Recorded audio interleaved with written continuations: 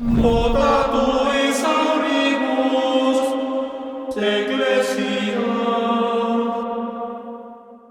So, what would you say to someone, Protestants interested in purgatory, and they say, okay, so at the beginning of the Christian life, let's say you're a convert, you come to the church, you've committed various past sins, and you come to the church and you get baptized.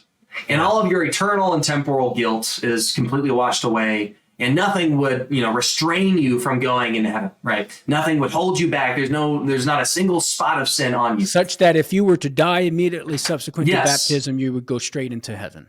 Yes. Yeah. However, there's this second repentance, right? There's this sacrament of penance wherein our mortal sins are the debt or the guilt of our mortal sins are forgiven by Christ's sacrifice.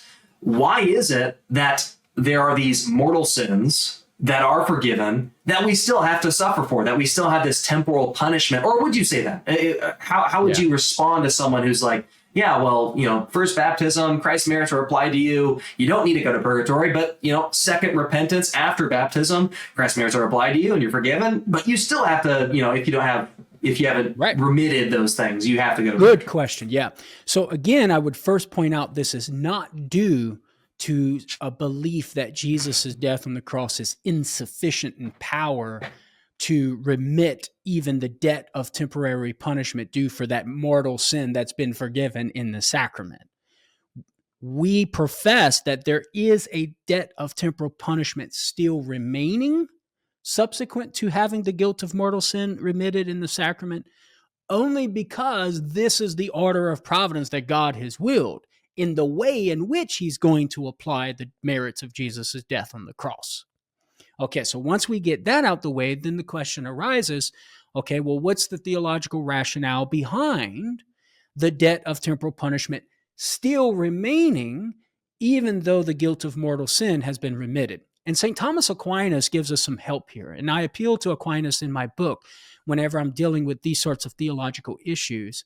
And I think the answer, and I think Aquinas is right here, is that every time we engage in sin, and especially in mortal sin, but even venial sin, but let's just use mortal sin here, we are pursuing some creaturely good in such a way that that good takes the place of God as my ultimate life's goal.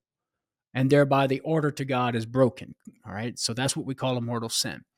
Now, Aquinas is going to say, because we have turned away from God completely in this mortal sinful activity, it follows that a just punishment would be eternal, right?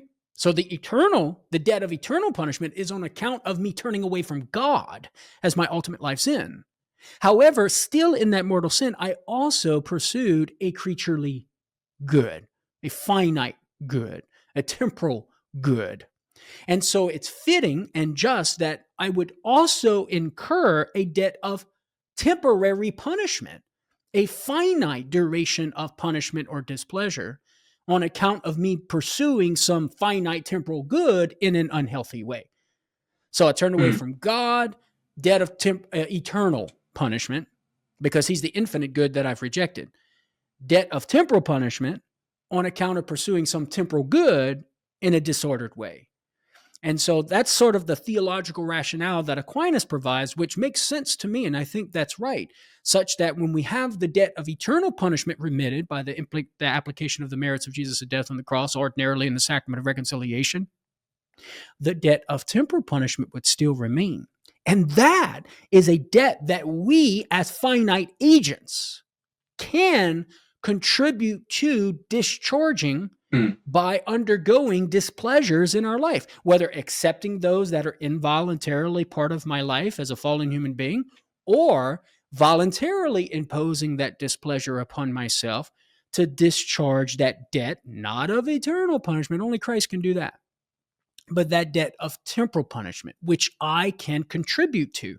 Now, granted, keep this in mind for our Protestant listeners, whatever I am doing to discharge that debt of temporal punishment due for past forgiven sin is itself a grace that Christ gives me, and Christ working in and through me, with me, to bring about that desired result, such that the behavior, right, and the the action in which I either accept or impose displeasure upon myself to get rid of that debt of temporal punishment is an effect of both me and Christ Right. as divine, as the Son of the Father. Because God, so in the Thomist tradition at least, I'm speaking from a Thomist tradition, God and human beings are simultaneously agents of one effect, namely my own action, such that the action is 100% mine and 100% God's, because it's God causing me without violating my freedom to bring about that action, which has the effect of getting rid of that debt of temporal punishment. So that's Right. sort of the theological rationale behind that.